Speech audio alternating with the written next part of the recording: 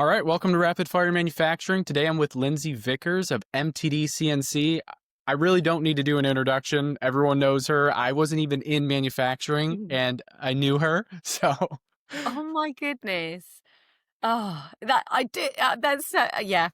Thank you, David. It is such a pleasure to be with you. Yeah. Oh it's been a year, right? Since I first reached out. A year. no. Yeah. Oh my goodness, that's so bad. That's so bad. Well, we're here, and that's the most important thing. Has it Yes. really And you been a said a year? term bright-eyed and bushy-tailed, which was the first time I've heard that. And I was like, okay, cool. I like that. So that's not what you've. Was that like the first time you've ever heard that saying? Yeah, I pretty sure, yeah, 'cause I looked it up. I'm like, "I'm okay," like, energetic, enthusiastic, okay, that makes sense, but yeah, Yeah. it's not Yeah. not a common phrase. Yep. I'll always turn up bright-eyed and bushy-tailed. Nice. So, I wanna start with so how did you get into what pulled you into, manufacturing and in the media space in general?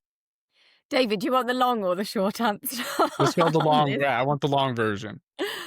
Okay, right. So what pulled me into the industry? Well, I wanted to get into media when I was younger. It was always something that I wanted to do, and it was always an aspiration. So I used to do event work Mhm, alongside a lot of the media work that I was trying to do, kind of to pay the bills and everything.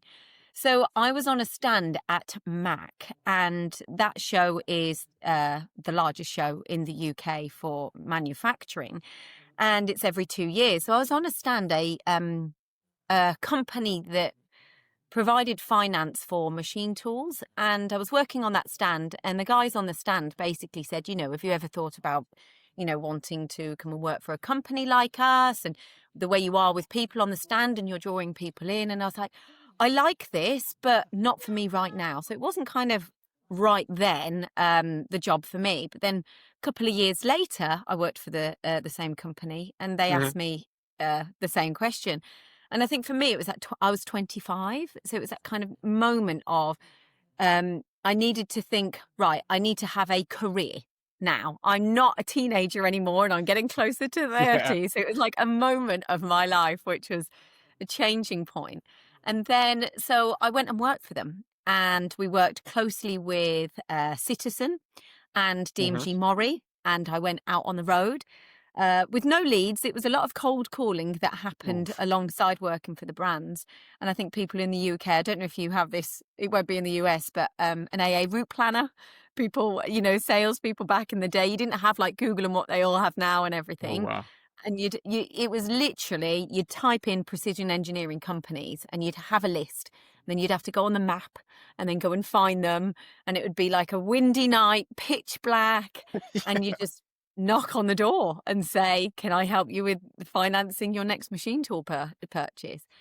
Um, I stayed at the company, but it wasn't quite right. So then they recommended, and because they worked in partnership with DMG Mori, they recommended to go and work for them. So then I did, and I loved it. And I asked so many questions, unbelievable amounts of questions, to the guys there in the apps team. And I really fell in love with what machine tools did. I loved it. But again, I still had that kind of fire in my belly for media. mhm, And then, so after that, and in fact, when I worked for them, um, I was really excited at the time. I actually sold a machine as well, which from they were a Mazak user at the time. So sorry, Mazak. yeah, But they were a Mazak user, and I sold a DMG Mori machine to this company. But again, like I said, I had that fire in my belly. So then I went and got into media, and I did a lot of television work, commercials, and just different things. And I did a video for Oracle, so Gemtech. Um, and then years down the line, the guys at MTD spotted this video that I did, and they mhm, said, you're a presenter, but you also understand machine tools. And then the kind of two worlds for me collided, and then oh, yeah, and then so that's the cool. more kind of the less media I did, and I was working on shopping channels and event work and everything, and I did that, and then over time it's kind of swayed, and I work for MTD, and I absolutely love it. So that's kind of where the background was. So I fell into the industry, but I love it. And I think when I look back at my journey, I was in the right industry. I just Mhm. maybe wasn't doing the perfect role for me, but they were all kind of stepping stones to getting me where I am today. So I'll always be grateful of the kind of the routine and everyone who's helped me along the way. So yeah, that's like the long version. Sorry. That's amazing. No, it's interesting. How do you think that would have worked out without the background? Because I feel like that was just like everything sort of aligns itself, right? It's like now I got the Mhm. experience, now I have the passion, and then the media side. Um, yeah. I think for me, I always wanted to present in some way. And Mhm. I think the marketing route was definitely a route that I would have continued on. So however that worked, I would have probably have worked in industry, but in marketing in industry in such a way. I don't know how, Yeah. but maybe for a machine tool brand, for example. Um, yeah, I just had that fire in my belly just to Yeah. be on camera and be passionate about products. And I think as well, when I worked on the shopping channels, and it's quite interesting, I was always selling like a luxury product and I loved it, but I kind of like the idea of having 1 + 1 = 2. Like that's a luxury, whereas engineering is fact. Mhm. You do this, you do that, it makes something. And I think for me, that sits really well with who I am. So when I'm talking about, these things, I'm not selling luxury. When I'm interviewing people, we're selling products that people produce that change lives, that make aeroplanes, that make cars, that Yes. and I think that really is something that aligns with me and the way kind of my world works, or my strange mind works. No, and you can tell that too based on your interviews, the passion behind it. So it's really exciting to see, and I think it draws people into manufacturing because it's like I hope so. it's the people behind the products and the fact that you could have one product that can be made a million different ways by, there's so much creativity behind it. It truly is a blend of engineering and art, and it's just fascinating. Once you're in it, you can't really get rid of that bug. It's just you want to learn more, and yeah, How cool it's though? awesome. How Yeah. cool is that? Like when I meet people, and there's a few people in industry that I've met, and I literally walk up to them and I go, "You're a genius. You're an absolute genius." And Yes. I feel like that big when I'm with some engineers. And I don't know if probably other people feel like that, but Mhm. I just feel that big because I think your mind just sees things in such a fascinating way. Yes. I worked with a gentleman for maybe 3 different years. He was an expert in, strain gauge transducers. Like, he would tell me these stories about sending stuff into outer space, and I would get home and I would stare at the wall trying to figure out what he talked about for hours straight. And eventually I was able to understand more, but the Yeah. way that their minds work and understand physics, it's phenomenal. Yeah. Yeah. But I yeah, can to just your point, imagine you getting I feel home tiny. staring at I'm a like, wall. yeah, yeah. Oh, brilliant. Yeah. So So when you walk into a shop, like how do you do, because I know for me, you can kind of feel the way that different shops are. How do you know it's going to be a really good story? I know all stories are great, but there's certain ones that you just, I don't know, maybe it's the way the things are laid out or the people, but how can you tell that it's going to be a good story?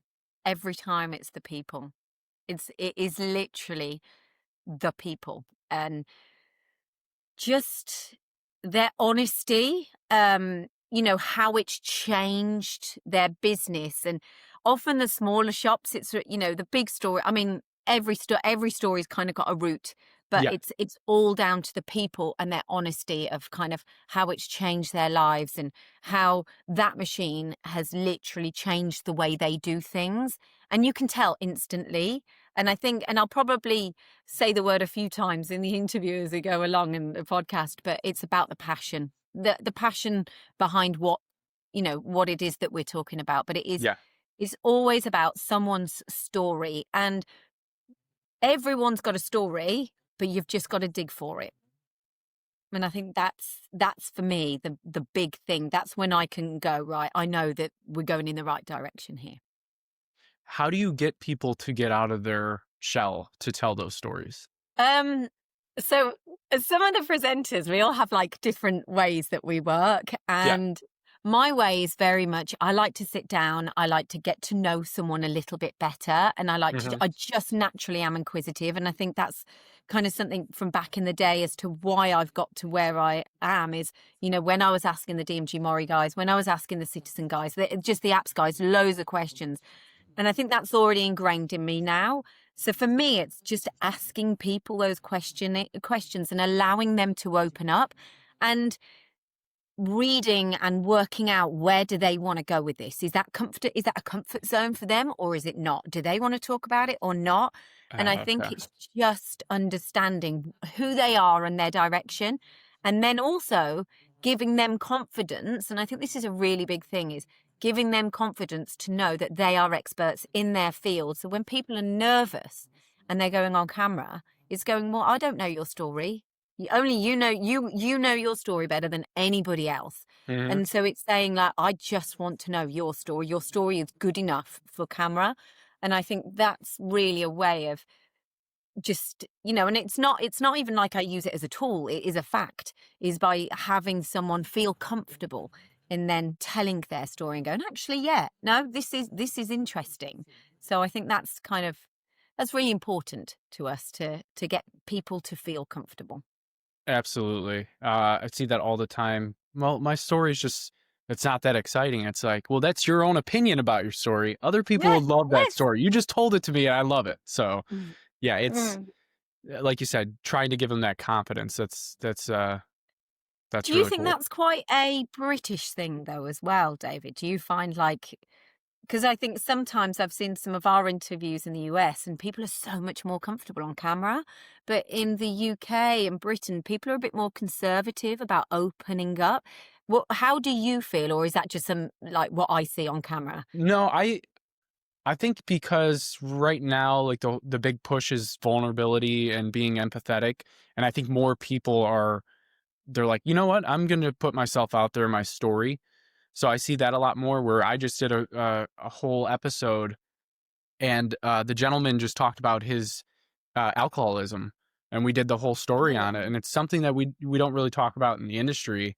So it was really Mm, interesting to see that more people are being vulnerable. I don't know what that. yeah. Yeah, I don't know the full reason behind, but I would assume just because of the whole push to be empathetic and vulnerable. Yeah. I think it's our ways now. I think we're a lot more open now as, nations and across the board in as cultures. I think we are a little bit more like that, but I definitely yeah, it's interesting. Yeah. Do you hear that above me at all?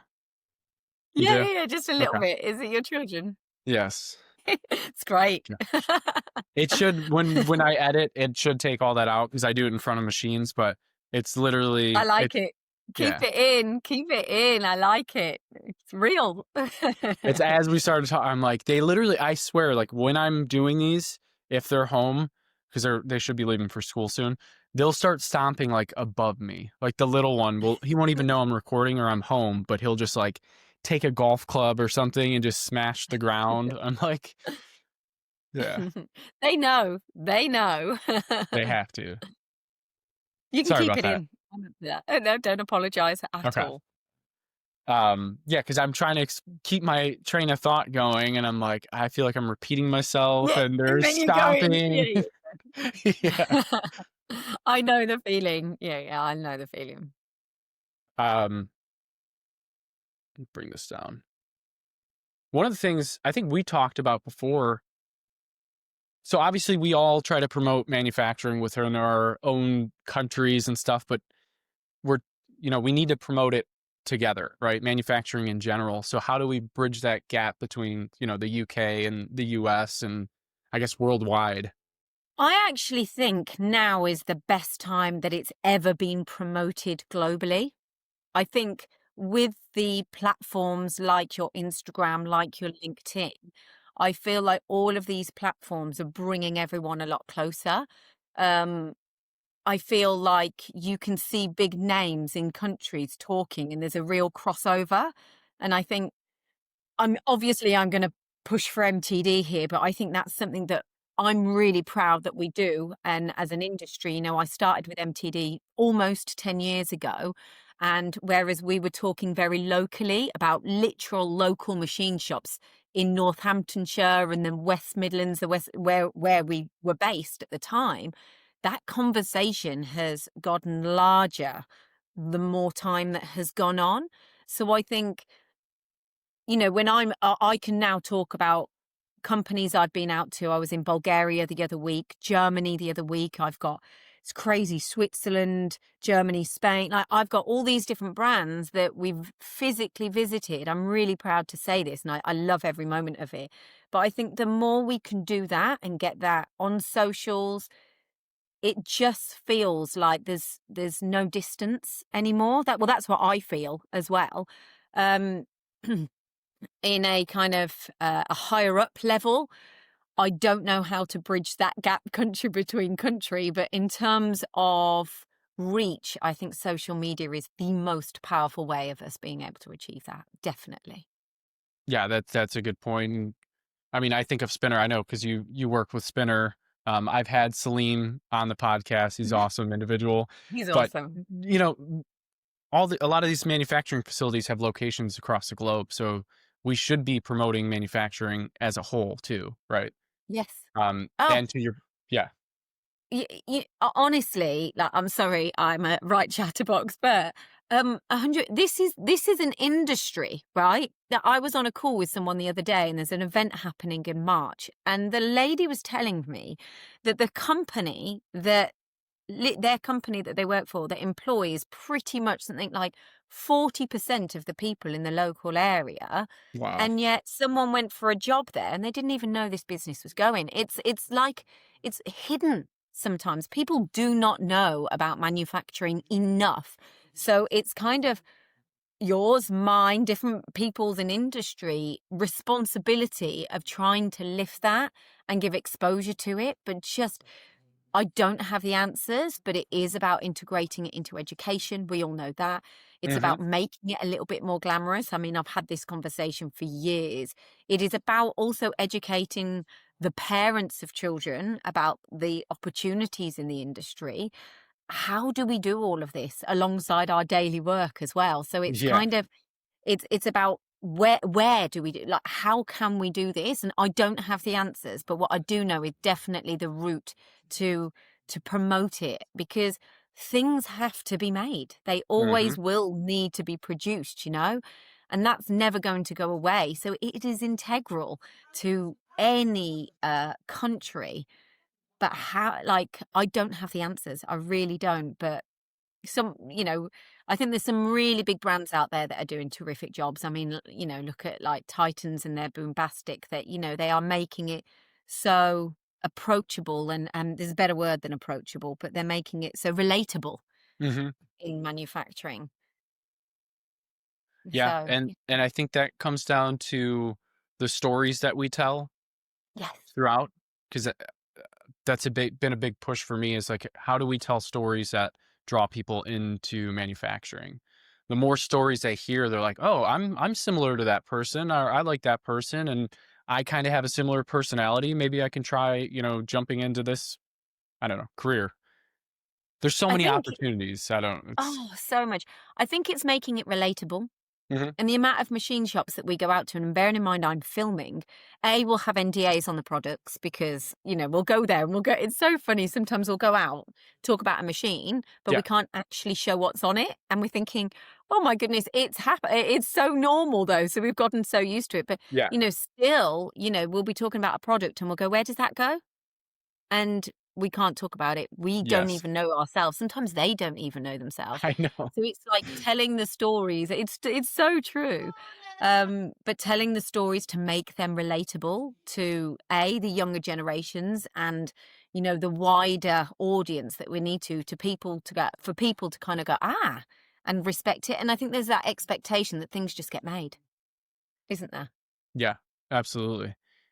I was just in a shop and I started to film. I was filming and we're talking, and I'm like, oh, just, what can this is okay to record. He's like, ah, no, none of that is okay. So I'm like, all right, I'll edit this all out. But it's so interesting that, you know, there there's so many people doing jobs for, SpaceX, Blue Origin, the military. There's just enough Mhm. work for everyone, and it's really cool to see that. And I went off topic because I just got distracted, but I love it. I but I love think it. that adds, it's like, if you want something that's gonna challenge you, you can get into machining where you're doing 5-axis machining, complex parts for, you don't even know where it's going, but Mm. every day you're gonna be challenged, and that, a lot of people like that. They don't want the, "Hey, I'm gonna run 100,000 parts, the same Oh, product." Like, they want variety, so you know what? It's interesting when I do the interviews and I'll say like, "Why do you do what you do? Why do you love what you do?" And that is the answer that I'd say 90% of people give me is every day is different and I'm challenged every single day. And I love that because I think that yeah. is, not no 2 days are the same. Every single day they're using their brain, they're being engaged, and I think, I get why people answer that so often because yeah, why wouldn't you want to? Yeah, absolutely. No, I'm with you on that. And is there a trend in machining right now that people are unaware of or sleeping on, that you could think of? Automation. Automation. We MTD have been banging on the drum for the last 10 years about embracing, sorry, automation. And I still think the UK, I think, is something like number 24 or some around there about adopting robotics within their manufacturing processes. And I think it is about having that confidence to embrace it. I'm not a machine shop owner. I don't know their budgets, but what I do know is the amount of machine shops that I've seen where you've literally got one person standing outside the component, cleaning up the component, putting it down, standing outside the component.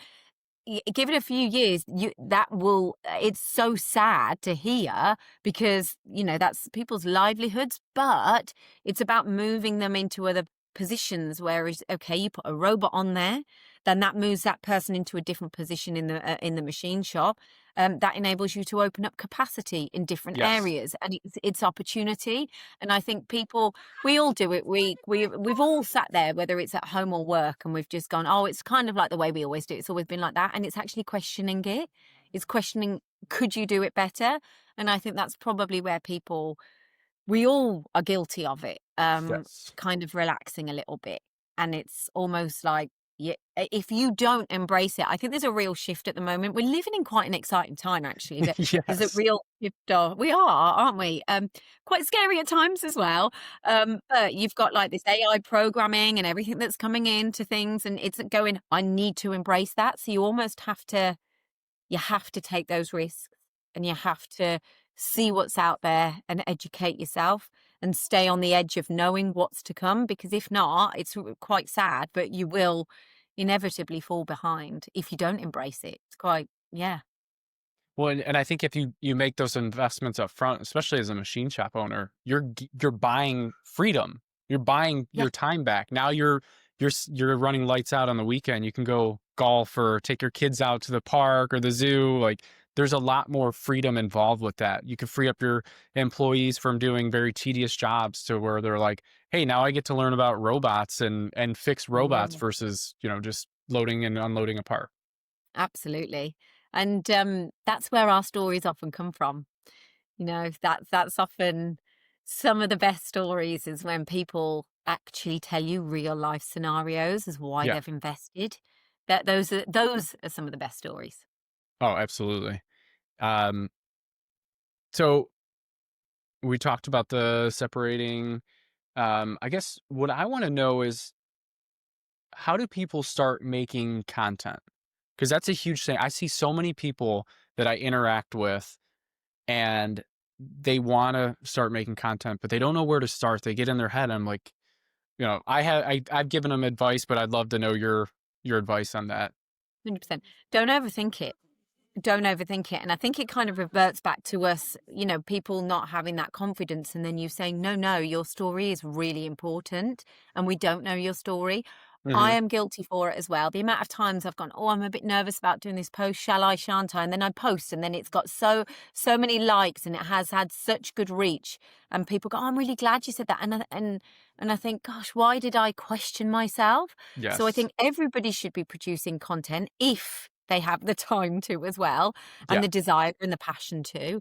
Um, Get it on your phone, and you can go online now, and media and everything is so accessible. Mhm. A GoPro, show the world what you're doing, as long as there's no NDAs on it, but show the Yeah. world what you're doing, and get, you know, I often talk about be a brand ambassador for your company, because people might not know who you are. Whereas if you start putting yourself out there and have the confidence to do it, then that's where, I mean, we've all got one of these. We've all got one now. Mhm. So, you know, we couldn't be closer to having the right tools for the job. It's just having that little bit of confidence to go out and just film it. Just film, see what difference it makes. And you'll soon start to get a return. And then you'll go, oh, what works, what doesn't?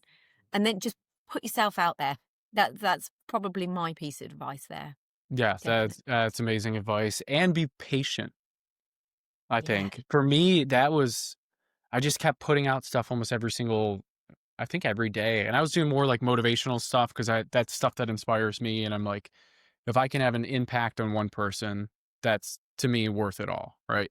And I just kept doing it, and maybe after a year, finally started to gain more traction, and it's Mhm. like, you need some sort of what's the word I'm looking for? Some sort of, Instinct or reminder? Reinforcement? Yeah, there we go. yeah. Some reinforcement that what you're doing is, I don't know, helping Ex someone. Yes. Yeah. And you'd only get that by putting yourself out there and doing that. You Yes. know, and you'll start to get the trickle of messages and the conversation starting, and then you kind of go, ah, this works. This is where, you know, and don't be afraid to do things wrong. Like, that's the only way. And it's something that I've always thought about is, you know, I'll never forget, I was back when I was learning to drive, the driving instructor gave me this like map. And he said, Yeah. basically, you're hitting a T junction or a junction where like you're driving up and the road goes like that. And which ones, so you've got to turn your head all the way back round. But in my head, I said, oh, the T junction's trickier because you've got to look left and, you know, whatever my thoughts were, but I got it wrong. And for me now, every time I hit a junction like that, I make sure my head goes all the way back and I do my safety checks, because he taught me that and I got it wrong. And I wouldn't think twice if I'd got it right and gone, yeah, yeah, yeah. So it's kind of allowing yourself to do it wrong, accepting that that's okay and going, right, okay, we move on. So yeah, and that is at any age. It doesn't matter what age you are, just go for it. Put yourself out there. So not enough people do, I guess.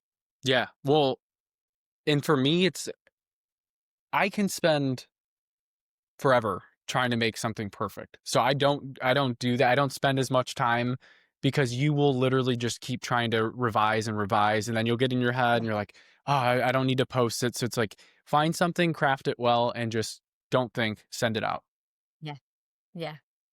Yeah. I agree with that.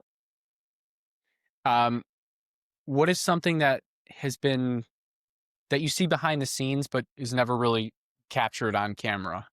Or maybe you can't even capture it on camera because it's more of a feeling or I think there is something that happens on yeah, nearly everywhere we go and interview, and you'll go and do the interview and it will be success, and you'll say, right, that's a wrap for today and all of this lot. We're packing away, and they'll say, you know, maybe the person's going to have like a cup of coffee in the hand and they're super relaxed and they're like, you know, that machine actually allowed me to get this new car. And I'll go, brilliant. Like, why didn't you say that? You know, it's yeah, not so literal as that, but they will drop an absolute mega kind of bombshell of, are you kidding me? And it happens all the time. Not every story, but those are sometimes the moments that I wish we could get on camera and the time we can't. But it happens so often where when people are totally relaxed, everything's gone. They don't feel like they've got to say anything because they've got to people please or anything like that. And I'm like, brilliant. That's what we That need. would have Yes. been gold. And it happens so much. It does. It does. And you think, so then you think, we've got to come back here. We've got to come back and get that. So yeah, I guess that's something that gets missed. Those really, really authentic moments that you go, but it does happen. But yeah. Yeah. No, that's cool. I love hearing those stories too. All right, so shop leaders, right? You come across a lot of these shop leaders. What's a trait or characteristics that some really great leaders possess? I think when, we talked about those kind of geniuses Yeah. earlier on. And I think what I find happens is when this isn't a business for people, it's like a hobby and a passion. So it is a business, I'll take that back. But it's where this industry and being a machinist, being an operator and everything is just a hobby, and that passion comes through. And when that happens, it becomes a lifestyle. And I think that is when you really, really see um, the people fly, Yeah. in industry. And there's been a few machine shops. There's a few people. There's one I went to in Germany, and this was CNC Centre Northheim, and it was a guy called Victor, and he was with his wife Oksana, and their story is unreal. But he lives, eats, and breathes his business, and they even live in the building of the Wow. company, which that yeah is Yeah. it's crazy because they started a machine shop. Their story's awesome. They started a machine shop and they were in their home, and they had a spinner machine in their garage. And then what happened as times went on, now they've got this huge machine shop, and on the front of it, it's like it built like a ship, this building, and it's Yeah. like their home that is stuck to the front. So I'm like, nothing's changed for you guys because you've still got your home connected, but it's entirely different now. And I think that is when, you see a machine shop really kind of excel. And there's another guy called Neil, and the company's called Superstar Components. And this guy is so intelligent, and he literally eats, sleeps, breathes, and he runs a machine shop. He's got about 3 Matsuras. He's got about 7 other machines as well. And he runs the place on his own. But it just becomes, he can process it differently. He can control it differently. And I think that's incredible. I actually forgot what the question was. What was the question? So traits that leaders possess or characteristics Yeah. that, That yeah, was it. Like exactly who they are. Sorry, I wanted to refer back to the question, but it was the fact that he has a trait of just being able to, I don't know how he does it, just control everything, schedule everything, know what's going on in his machine shop. And it's the same as Victor at CNC Centre Northheim. They don't just see it as a business, it's a hobby and it's a passion. And I think when it's difficult because some people won't like it, but when there is no fine line there, and those two are merged, that's when you see like a leader. That's when you see a machine shop go from there up to there, like next level. that's amazing. I like that. Something I wasn't expecting, but no, that makes perfect sense. I think that's better than what I imagined for my own response. Yeah. And I also think it's the people who run a machine shop who are some of the best leaders are the Mhm. people that have done every single job themselves, and they're willing to. So actually, in fact, when I talk about the two people that have really stood out for me in terms of a couple of machine shops, is Victor started the business himself. So there is nothing in that company he doesn't know. And then when I look at Neil, he is, and to this day, maybe he's employed some people since I interviewed him a couple of years ago, but Yeah, to this day, he was doing every job himself. So, I mean, I don't know how sustainable that is for him, and, but it just shows they're fine to get their hands dirty anywhere in the business, which is pretty cool. yeah, that's amazing. What is one of the funniest situations that's happened during your media career? Oh, Is there something that just stands out? okay. So, does it have to be in manufacturing?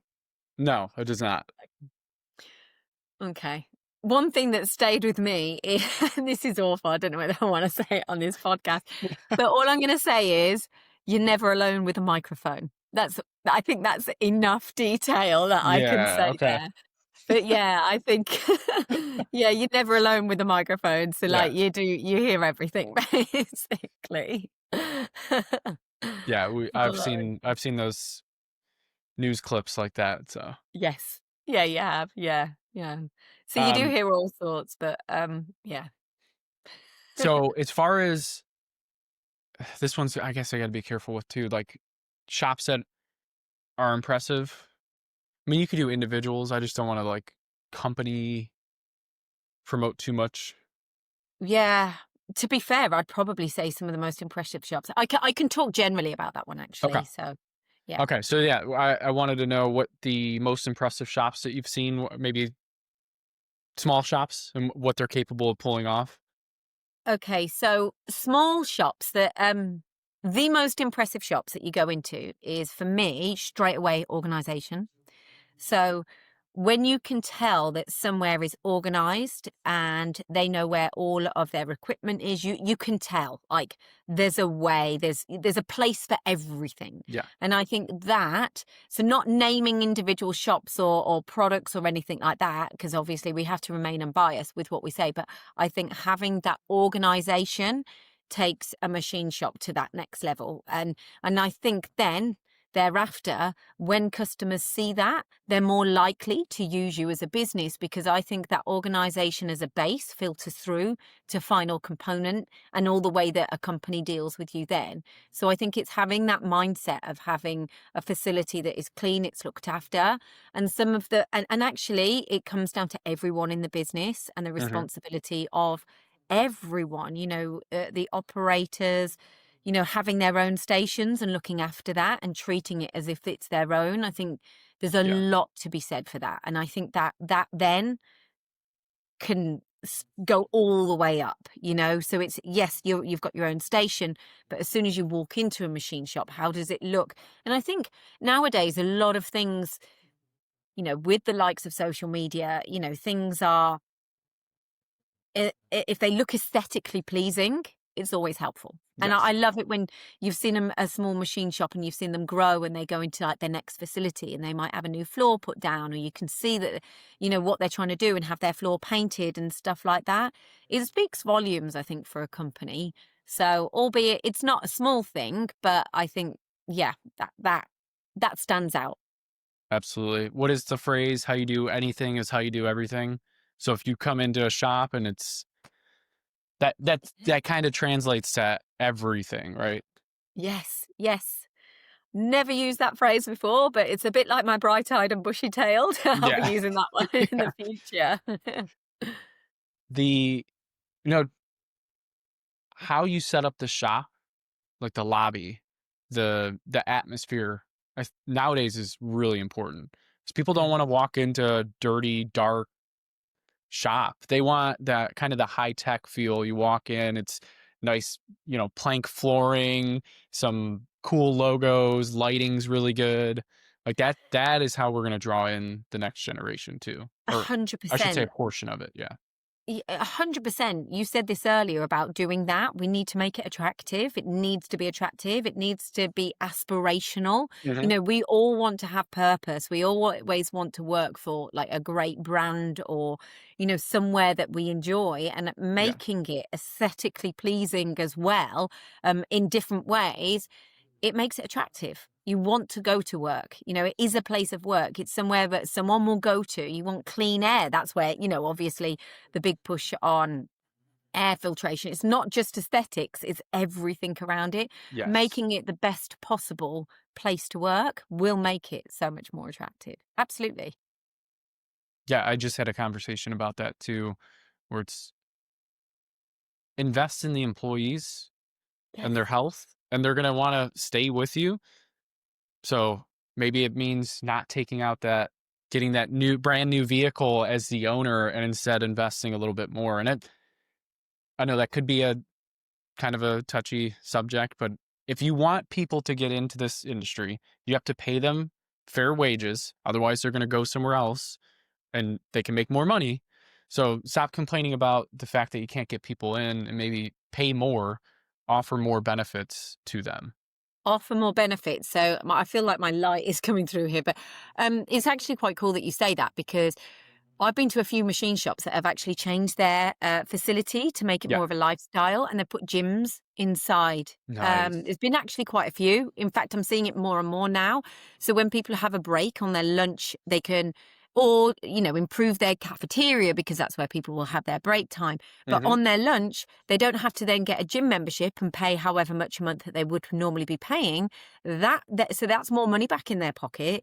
Then on their lunch break, they can go and use the gym. You're keeping them on site. You're also investing them in a different way, because their energy levels are so much higher. Yes. Therefore, for that afternoon, they are then in a better place mentally, especially if they've got children, because then they're not thinking, if you have got children, when do you fit time in to go to the gym? It's really difficult, So then if you've got that on site, you then know that you're going home. You don't need to think about your fitness, because you've already done that. You feel good, you feel stronger, and then Yes. you're in a better place with your children. So, I mean, as an investment to have a gym in a machine shop, I literally think the plus points of that are huge, huge. I haven't heard that in the US yet. So if US Really? watchers, we gotta get that going. That would be sweet. I would have, yeah, love that. Just think of all the benefits. Like there's so many benefits to that. I just think, yeah, just the whole outlook and everything. And again, it's the saving money too. I think it's a great idea. Oh, 100%. I'm yeah, there might be a market here. Yes. Yes. Oh, I should have Gym, kept that machine one. I should gym. have kept that. Lindsay's machine shop gym franchise. There you go. I'm there. I'm there. Yeah. I'll be the PT as well at the front. Yeah. What advice would you give to the next generation coming into manufacturing? Okay. Don't be afraid to ask questions. Don't no question is a bad question. In fact, for me, I think being inquisitive helped me, because and I think actually that's a way of how I got into MTD, is because I would ask the questions that maybe the guys were a little bit embarrassed to ask, because they're engineers. They didn't know the answers, because everyone's specialist in their own areas. Hmm. So I think don't ever, ever be afraid to ask questions. That's the most important thing. You will make mistakes, 100%. That's good. That's a learning curve. And from a podcast I did recently is be patient and don't jump the gun to want to work with the big brand straight away. Because I hear it a lot, and it's when you start out and you work with some of the smaller companies, that's where you will hone your art and have the freedom of being able to hone your art. And if you find yourself in a position where you're not learning, then go to somewhere where you are. So that would be some advice that I would give to next generation in terms of, there's quite a lot there, sorry. But No, that's. I wish I yeah. had that advice earlier. Yeah, but hindsight's a beautiful thing, isn't it? Yes, it is.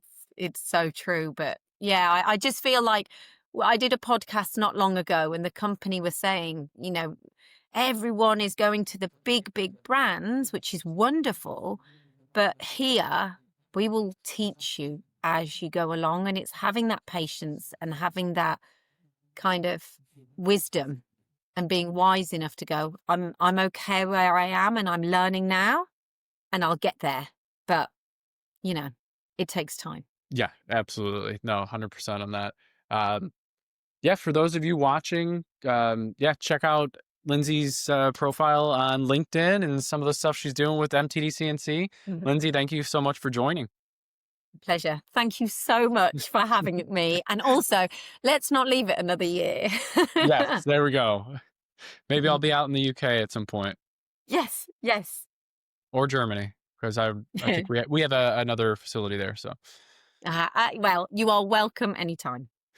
awesome. Thank you.